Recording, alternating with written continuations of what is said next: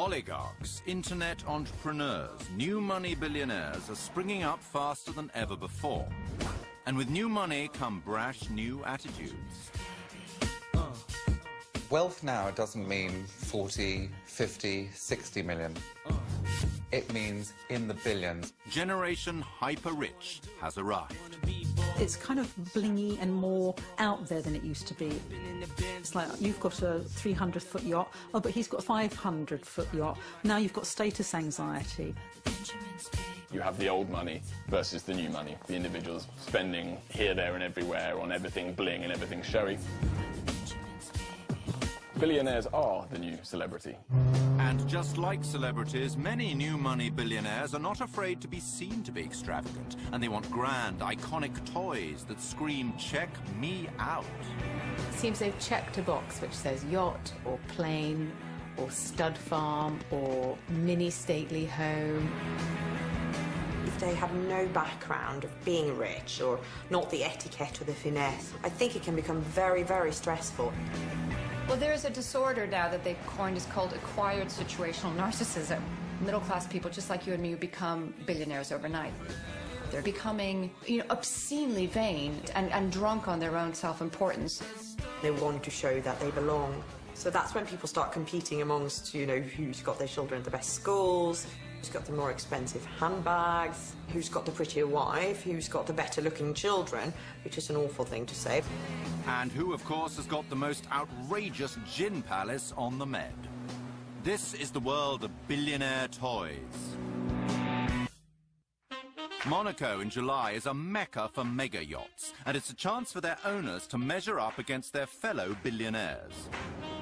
Floating villas, mobile palaces, or ego-boosting phallic symbols, they all shout, "That's right, I rule." 10 years ago, we had the haves and the have-yachts. But now we have the haves and the have-giga-yachts. And we have the rich, the super-rich, and the ultra-rich. To join this ultra-exclusive club, you'd better have plenty of the folding stuff. To be able to purchase a yacht, you've got to have at least between 30 and 60 million pounds. So that's your first cost, which is obviously enormous. And then you're more than likely, if you're that type of person who can afford to buy a yacht, you'll want it refurbished as well. So that's looking at least another probably 4 or 5 million pounds, if not a lot more than that. The running costs to fund your own yacht, they really do cost astronomical amounts of money. Running costs are the old hidden nemesis of every boat owner. There's an old adage that, you should rent anything that flies, floats and fornicates. It costs a fornicating amount of money just to keep your tub in the water, and then you've got to fill her up. We use about 1,500 liters of fuel an hour, and we have a capacity of about 7 hours of fuel. So every time we go at the gas station, we have to put about 40,000 euros down. 40,000 euros every 7 hours. It's a rude awakening to even the most gung-ho of new money billionaires. It's one thing buying a mega yacht, but at the highest echelons of showiness, that's simply not enough.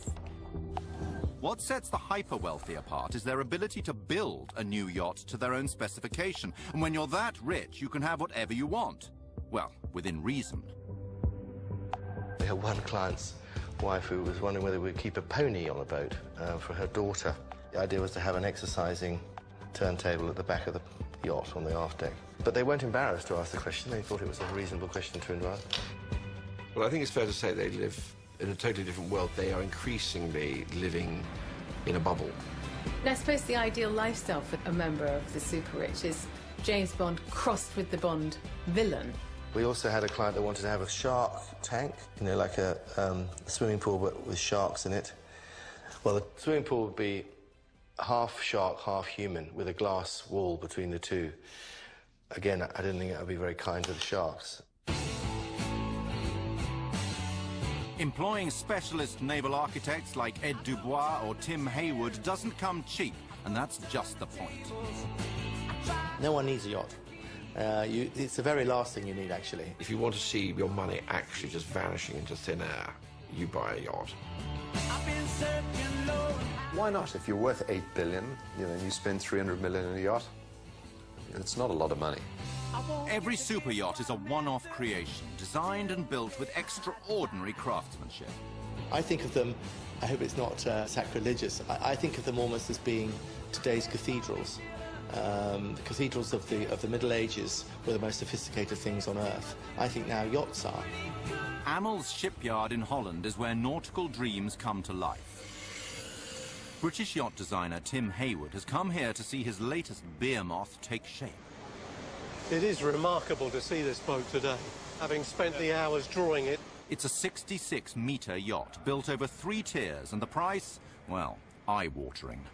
On average now we talk about kind of €1 million a metre. Yes, that is indeed around 66 million euros just for the build.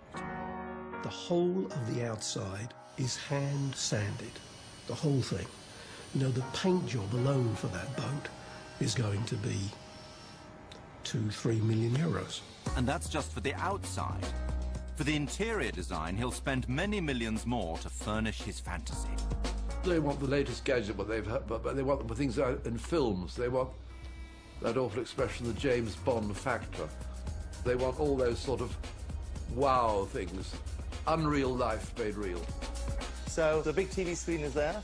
So if you want to have everybody on the big long sofa watching a movie, you can do it like that. On the other hand, if you want to look outside, you can turn the whole thing back again. So money really does make the world go round. Finally, you're ready to weigh anchor and get showy. A yacht is for every owner a weapon of show off. They want their yacht to be the biggest.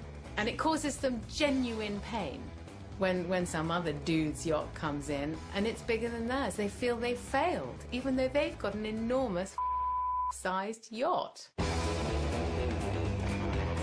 These boats are, you know, how big do you want it? I mean... It's the status thing, I think.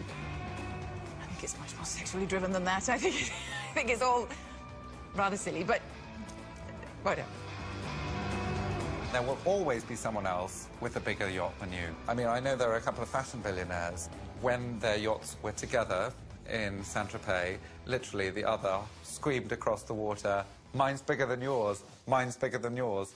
It's a bit of a cockfight. Well, let's see those nautical cocks and get fighting. Here are the world's current top 5 giga yachts. At number 5, Topaz weighs in around 12,000 tons and stretches 147 meters. At number 4, Al Said, built for the royal family of Oman, measures 155 meters, accommodates 70 passengers and 154 crew members. Dubai, at number 3, was originally commissioned by big-spending Prince Jeffrey of Brunei. In 1996, construction ground to a halt due to lack of funds. 5 years later, Sheikh Mohammed bin Rashid Al Maktoum finished the job in style.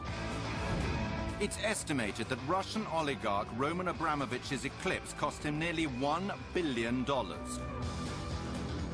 Rumored to have its own intruder detecting system and anti-paparazzi laser shield, it's just the ticket for a Roman holiday. Once the biggest yacht in the world, it shrank in 2013 when an even bigger fish splashed into the pond. Launched in April 2013, Azam is this year's top of the yachts, and most yacht spotters reckon it's the plaything of the Emir of Abu Dhabi.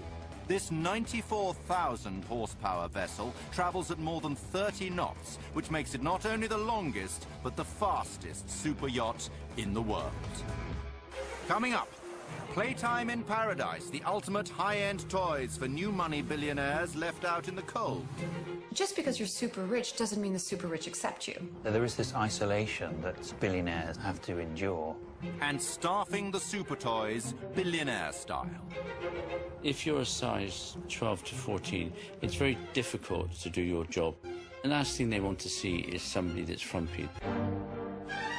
Newly made billionaires have got it bad. Decked out with brand new showpiece toys, they're finally into high society, except it's not necessarily the nirvana of their dreams. A billionaire spends his whole life trying to accumulate wealth to escape society.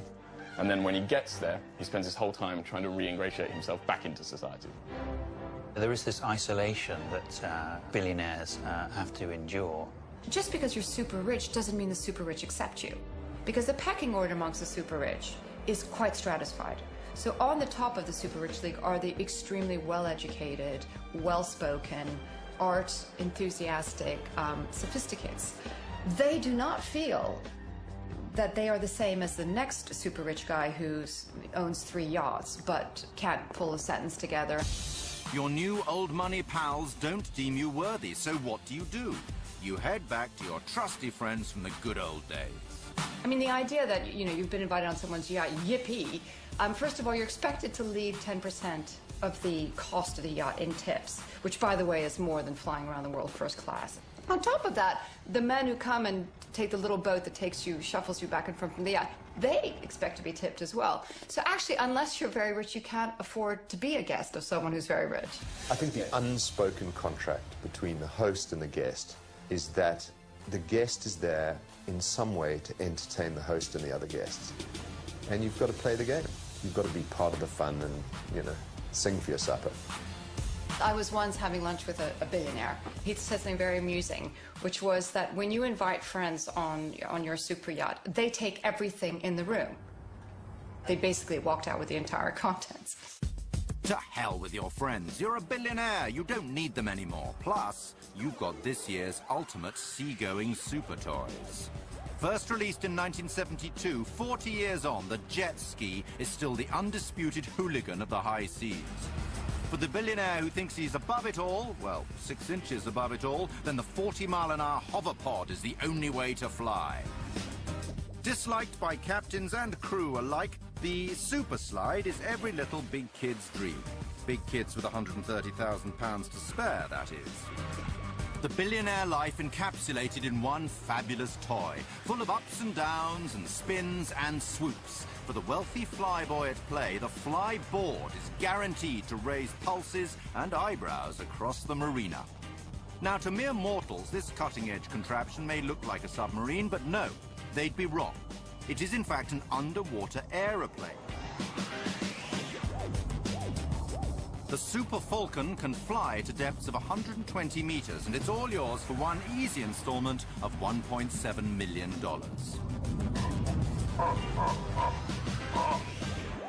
But even underwater soaring can become boring eventually, and at this point, the lonely new money billionaire looks to his household for company. So they end up having to invite their members of staff, you know, mostly their decorators or designers, their personal chefs, to spend the holidays with them. But of course, it's always on their terms. And servicing this whole billionaire staff knees up, yet more personnel are brought in to cater for all on board. The last thing they want to see is somebody that's frumpy. They want somebody who's young, vibrant, attractive. She needs not to be oversized, because if you're a size 12 to 14, it's very difficult to do your job in a correct manner. You hear all sorts of stories of stewardesses and captains, to be very honest, as well as stewardesses and owners. I think it's quite a common trap for girls to fall into. Those stories tend to end with the stewardess being on the streets, to be honest, and losing her job. But of course, it's not just the stewardesses and, let's be fair, stewards servicing the boat-bound billionaire. A whole industry caters to their demands. And in Cannes, expats Ellen and Gabby have set up a fruit and veg business, catering to the appetites of the super rich. This is our fruit and veg fridge, and all our fruit and veg is prepared at temperature, well, at a constant temperature. Bonjour.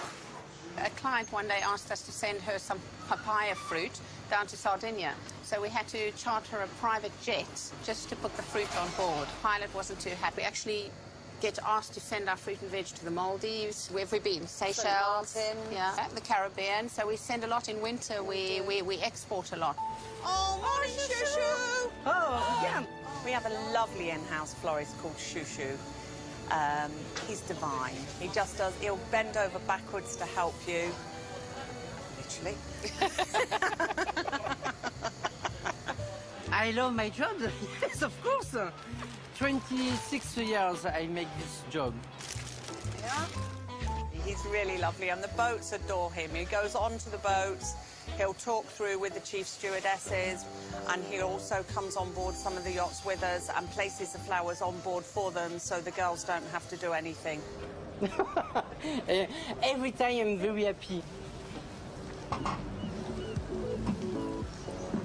As party planners to the hyper-wealthy, Heidi and Bruno are accustomed to providing immediate gratification to some of the world's most demanding guests. Mega yacht owners, when they decide to organize a party, it's last minute. It's always last minute. The team is the key, and they do work under pressure, and they know his style, which can get a little erratic. Céline, comment que ça se fait que je suis pas au courant de ça? Moi, je le mets tout sur un tableau écrit. T'as un problème, je te le dis que t'as un problème. T'es un fou, t'es un fou. Attends, tu savais qu'il fallait que tu sois là-bas à 2 heures et t'es encore là? Mais c'est des malades. Non, mais ils vont pas bien, ils vont... The pressure is on as Bruno and Heidi prepare a huge boat party fit for a princess. 21-year-old. She's having a birthday party. She expects a lot. She's pretty demanding. Well, the whole family are pretty demanding. Red party. Red. Their Russian client wants a 6-course dinner with fine wines for 30 guests. They've insisted on a top DJ from London, dancers from Paris, and fresh lobsters from the bottom of the sea, all to be on their yacht by 8 p.m. this evening. They are not leaning towards French cuisine. They're looking for good quality, fresh, and they do tend to have a lot of courses, and meals do tend to take a long time. The Russians might not say bon to French food, but vino is a definite oui. This one is a cuvée very rare. It's from Champagne Blanc de Blanc, vintage 2002, and this is a real gold label. And champagne, it's the top cuvée from Roederer.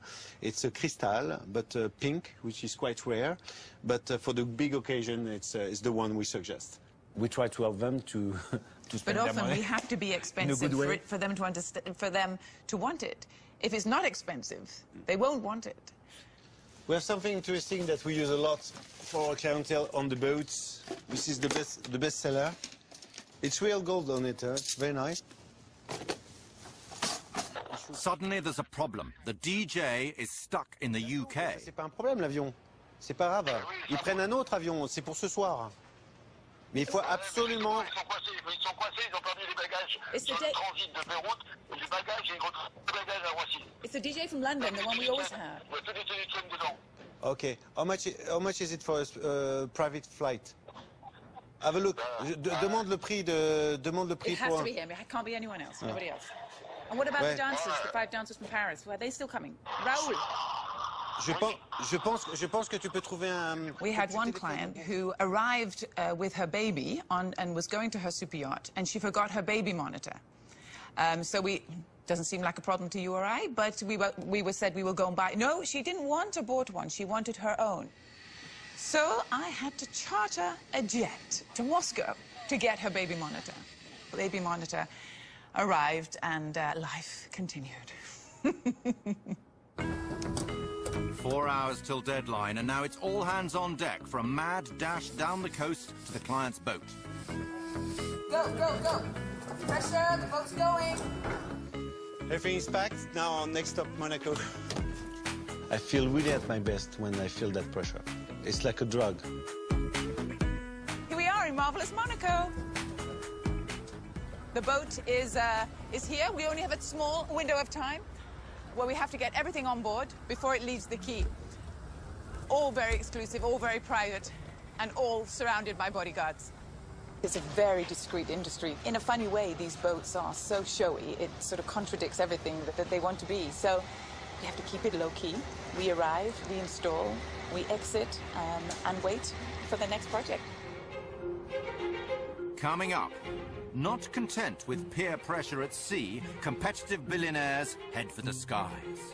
When somebody feels good about spending their money, there is no limit to what you'll spend. It's very, very addictive. So once you start flying private, you will never stop. And the big thing now is you have your own Airbus with a bedroom, with showers, with a gymnasium, and probably there's probably a golf course in it now. To the outside world, the billionaire lifestyle is one of endless pleasure. They have yachts and they have private jets, but flying toys, like all fabulous playthings, are only for the deepest of pockets. Price could be anywhere from $3 million to $100 million. Have operating costs that run anywhere from about $1 million a year to about $5 million a year, depending on the size and how much you use the airplane. If you're flying in a private jet, that sets the scene. It's an unspoken sentence.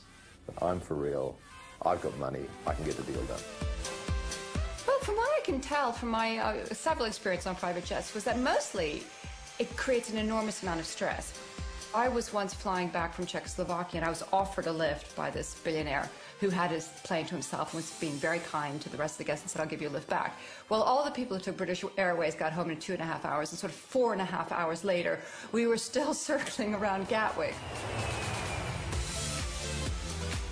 At least when billionaires are delayed, they're not stuck by the loos with their knees around their ears. To the high-net-worth traveller, flying is a world of private airports and personal service where they are the only customer. Hello? Katinka, hello, it's June. Hi, June, how are you? I'm good. Just checking that you're on your way and the traffic's okay and everything's fine. Everything is fine. We should be there in about 15 minutes. Fantastic. Well, I'm here, I'm ready, the plane is in position, so we're just waiting for you en route to arrive. It's June's job to care for her customers' every creature comfort. On board today, Miss Katinka Niku and her travelling companion, Rue. The Rottweiler who was born with a silver spoon in his jaws. Hi. It's very, very addictive. So once you start flying private, you will never stop. Giving up that private jet, that's the hardest thing to do. We've got the aircon on for you, so it'll be nice and cool in there. There are clearly children who fly around on private jet the whole time. I have a friend whose daughter was once flown on a commercial airline, and she said, you know, Daddy, are these all your friends? She'd never seen 300 people in the same plane before. This is the first day of the birthday week. First day of the birthday week. Are we going to celebrate all week? As a jet salesman to the super rich, New Yorker Steve Vassano lives the lifestyle of his customers. I love my life. I have the most fantastic life. I have, best girlfriend. I have the best friends. I work in a fantastic environment. After all, if you can't be them, join them. Dress Saint-Tropez normal. Unfortunately. Slutty chic. Slutty chic, yes. Unfortunately, I have to fly back to London to go to the office today. Ever the businessman, for Steve, it's always work before play. He's off to make money. Did you hit 40 million, or is it just below? Steve is one of a handful of go-to guys if you're a billionaire looking for a jet. Because he wants his ultra-high net worth customers to come to him, he's opened a retail environment they just can't resist, complete with a jet trading desk. Yes, how you been? Good to see you. But the real kicker is his billionaire-friendly mega app, the multi-millionometer. What do you think the budget is that you'd like to stay around? Call it 10 to 15. Super successful people, super wealthy people, super powerful people. There's one thing they love to do is talk about what they do and who they are. And, if you ask them the right leading questions, they just pour it out. Can you run quickly a comparison on the operating cost? Yep, they're incredibly close. Operating costs, and you get an airplane that is 20% bigger in cabin. So it's still closer to the same amount. Acquisition price, what's the difference between both? Well, that's significantly more. They will spend $10 million on buying an asset, but they will decide to fly economy instead of business class on an airline jet because they could save $300. Because there's a big difference between enjoying your money and wasting your money. And when somebody feels good about spending their money, there is no limit to what you'll spend. Fly me to the moon, let me play among the stars. Steve started out selling to the original jet set. I was really fortunate to sell a jet to Frank Sinatra. It was an unbelievable opportunity. And when you talk to somebody like that, it gives a feeling of really accomplishing, and you're really proud of what you're doing. So let's look at the comparison of the two airplanes from a schematic standpoint. Steve's client has a relatively modest $13 million to spend on a second-hand 8-seater jet. Born salesman Steve knows the power of one-upmanship and heads next door to show exactly what a $300 million jet looks like. So come on in here, and you can experience actually a little bit bigger than the plane you're looking for, but it actually puts you into the space, so it's a little bit more... need to do still a lot of work before I can afford that, so Steve. Keep doing it, that's okay. I have a lot more than you got. So come on in here. So have a seat. Thank you. One fantastic cabin. This is an exact replica of a Airbus 319 corporate jet. This airplane probably new is about $85–90 million. A little bit more than what you're looking for, but it could be your second step. Third step. I hope you're right. Me too. So, by the time you have 600 people on your payroll who travel with you because you can't go anywhere without 2 personal chefs and 6 PAs and your financial manager and your tax consultant. So then you need a Boeing, you need an Airbus. And the big thing now is you have your own Airbus with a bedroom, with showers, with a gymnasium, and probably there's probably a golf course in it now. Let's go check into the dining room of the Airbus or the conference room. And it actually extends even further to the bedroom of the airplane. No more, Steve, no more. Yeah, you don't want to upgrade yet? Billionaires may claim their jets are just time-saving business tools, but being billionaires, they can't resist a little competition. In 2008, American billionaire Steve Wynn took private jet ownership to a new level when he decked out a Boeing 737. One is talking more about new money than old money, and culture where visible wealth is important. Speaking of which, 1 year later, Wynn was trumped by Donald, who took to the skies in his own Boeing 757. You'll notice the seat belts, as well as everything else, are 24-karat gold-plated. Then roaming Roman Abramovich claimed the laurel, proud owner of his very own Boeing 767. But in 2007, there was a new Sultan of Bling, Prince Al-Walid bin Talal Al Saud. His Airbus A380 is estimated to have cost over $500 million, once his taste had been accounted for. But soon, of course, there will be one still better. I think if someone developed a supersonic aircraft, I know a lot of people that'd be interested in buying one. If super yachts are about billionaires playing host to privileged guests, then the private jet is the perfect place for the billionaire to entertain himself. You can do whatever you want on a corporate jet because nobody's there to watch you. Well, if you own the airplane, it's your orgy. You do what you like in the back. You smoke cigars, smoke cigarettes, get drunk, smash the place up. You can't really throw the TV out of the window like a rock star unless you're on the ground. The jets are furnished often at a cost of millions to meet the owner's personal needs. And we've seen in the sort of larger 747s and 777s, you see owners where they put in cinemas, jacuzzis, bedrooms, dining rooms. They've kitted it out in the interior design of their choice. So basically, the world's your oyster.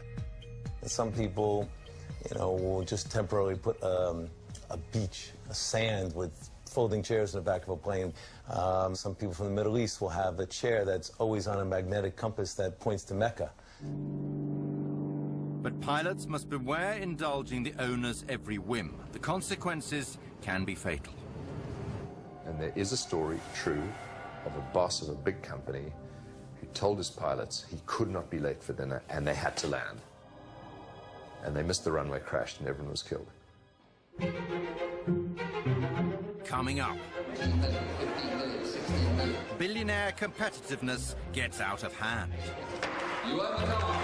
Confessions of a car collector. This is a ridiculous addiction. And chaos in Knightsbridge.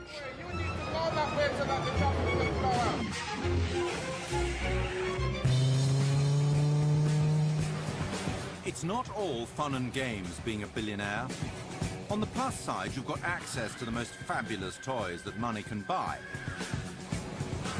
Not quite so wonderful is the constant reminder that there's always someone else out there with an even bigger and brasher plaything. For the super rich, there's a silly season for showing off. August.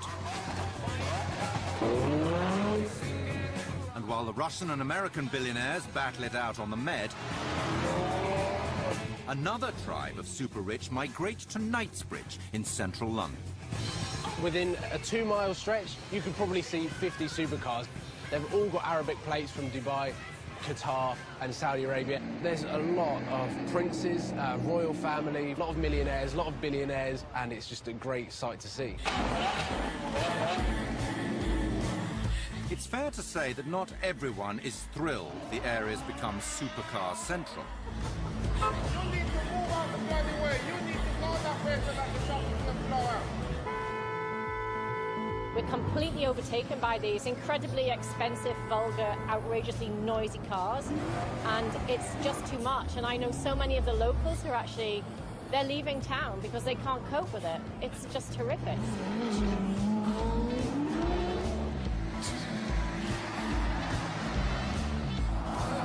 It's a testosterone-fueled showdown as very rich young men race very expensive fast cars in a battle to win over the admiring hangers-on. For many, it's about pulling power through astonishing horsepower. Between supercar owners, there's a lot of competition, so it's always a case of who can get their car featured on Instagram, Facebook, Twitter, YouTube more, and how many hits they can get. So you'd literally get girls coming up to the car and being like, hey, like, what are you doing, kind of thing? I've seen one red Lamborghini have a number written on in lipstick on the windscreen. I'm friends with a few of the supercar owners, and they do appreciate kind of the attention they get from girls. I think the car is pretty good looking, very aggressive, so I like showing it around. We have Maseratis, we have McLarens, we have a Camaro, we have a GTR. We can show off as much as we like, create some noise. All the toys here are top-end, so when your Ferrari just isn't cutting the mustard, what are you going to do? Well, like Riyadh here, you have it painted gold, of course. It's quite expensive, but it's cool. Finishing was amazing, so I just love it. Not the shyest of multimillionaires, Riyadh just likes to see his golden gas guzzler fawned over by the adoring masses. It's cool. I like seeing people smiling, entertaining people when they see the gold, so it's awesome, you know. And if anyone were to suggest it's perhaps just a little bit over the top... I'm 5-time world champion in kickboxing. I'm originally from Iraq, but I live in London. You know? These tricked-out me machines have become bigger celebrities than their multi-millionaire owners. Trending online is the Tron Lamborghini. And putting the austere in steering wheel, the velvet Ferrari. You do see a lot of personalised cars that have their own initials in the headrest, they have their initials on the car, and they really make it their own car. I had it wrapped and detailed exactly as I wanted. It was originally silver, but I had it done white with like the black and red detailing and the wheels and all that. Brand new, it was just over 100 grand, but now it's probably about half that. Oops, even for the super wealthy, spending heaps of money to make your car less sellable, but you more attractive, well, it's an expensive way to go about the mating game. And not everyone is after a kiss and a £250,000 lift home. Billionaires beware British bobbies and their weapons of mass humiliation.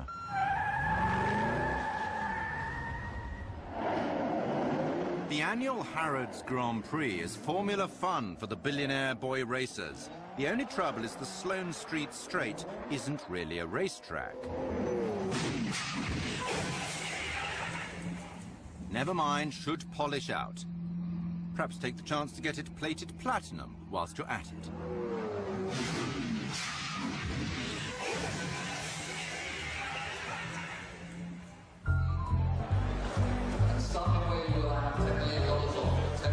For the billionaire who prefers to marvel rather than mangle, there's a far less physical pain to be borne in high-end motor acquisition. If you want the contents of your garage to trump all competition, you must suffer the pain that hurts the hyper-rich deepest, the pain of becoming significantly poorer. It's August 2014, and the bids for this car, a 1962 Ferrari GTO, are increasing by $1 million a pop. 29 million, 30 million I have. The world record for the most expensive car ever sold at auction 34,500,000 is about to be broken. $34,650,000. Last chance. You own the car. The mystery phone bidder has agreed to pay $39 million. That's £23 million for the Ferrari. It's a new world record and a huge sum to swallow. There is no doubt that it's very simple to track the results of auctions over the last 3 or 4 years, and one can see very clearly how the values of these cars have been shooting up and up and up. Historic motor cars have appreciated just over 450%, which is huge, absolutely massive. Blenheim Palace, Oxfordshire, and a high-end classic car auction has once again brought out the hyper-wealthy big hitters. 150 new money, 160, 170 here in the room. Classic car auctioneer Chris Routledge is familiar with the new breed of big money buyers. There are some clients who will be quite nonchalant and will say, buy it. 51. And that's an open-ended instruction to buy it. And if you've got another competing bidder who equally has an open-ended instruction to buy it, you do get fireworks. At 50,000, now 52. For the ultra-high net worth toy consumer, the competitive irritation of being pushed to astronomical bids by others equally determined is somewhat offset by a rather wonderful tax loop now working in their favour. On my left, I'm asking for 60. Wine, watches and cars are known as deteriorating assets. Except if anyone's actually looked and noticed that the only deteriorating asset has actually gone up in value massively in the last 10 years.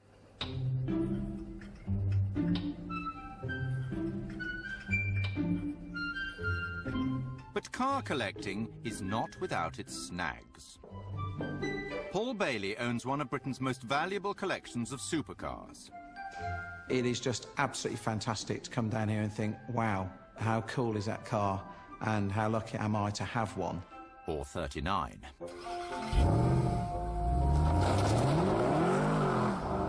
For Paul, when it comes to hoarding rich list runarounds, well, more... Ferrari Enzo. ...is more... So this is my Lamborghini, my Aventador, Ferrari 360 Spider. ...is even more. Cars that are in most collections, often they're locked away, wrapped up in cotton wool, people don't get to see them, they don't get driven, may literally just sit in someone's collection, gathering dust, waiting for the day when that person can double or triple or quadruple their investment. But Paul has succumbed to another affliction that can ensnare the super-rich car collector. My wife's California. This is a 360 Challenge Stradale. But here's the problem. At which point does a quirky, horribly expensive passion turn a wealthy, sane man into a full-blown petrol head case? This is Volcano Red, pearlescent orange, metallic yellow. I'm not afraid of a nice yellow on a car. Is it this point? Metallic silver. I needed to have a black one. How about now? 16M SLS Spiker. Paul is addicted to buying supercars. It's as simple as that. At least his wife Selena has a good grip on his mounting obsession. Well, surely you don't need that many cars. Well, you don't need that many shoes, you don't need that many handbags, you don't need a lot of things in life. But it is our passion, and we love to have the amount of cars we have, and hopefully some more in the future. What do you do when a new one comes out? You really try hard not to buy it, but then you think, well, I'll just buy one of those, and that's a really cool car to have. Porsche, Ferrari and the rest will make sure that Paul's ravenous desire can never be sated, because Paul is their perfect customer. The dealer's now telling me that the GT3 RS is coming out any moment now, and then that's going to be a car I'm going to have, because currently my GT3 RSs are manual and the new ones are PDK. This is a ridiculous addiction. In some ways, I think it is as bad as alcohol, drugs or gambling. I could probably have some sort of medical help from somebody. Paul's supercar habit would ruin most people, but as the value of his collection keeps on rising... F40, it's gone up 7 times since I bought it. This is perhaps the only known addiction that pays for itself.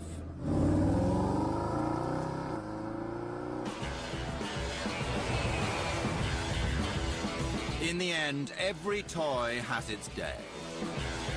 There will always be a newer, brighter bauble to tickle a billionaire's passing fancy. Are the super rich happier? Probably happier than the super poor. I mean, you know, we can safely say that.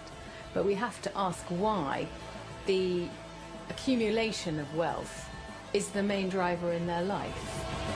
In my experience, the more money people have, the more problems they have, especially if you've come across a lot of money very quickly. Who am I now? People get trapped by the trappings of their wealth, boats and their planes that all have to be taken care of, and it isn't freedom at all. I think the very, very rich have always had something to prove. The thing that's pushing them forward is probably insecurity, making up for something their dad once said to them, some need to fulfill some desire to prove something to the world. So are they happy? No.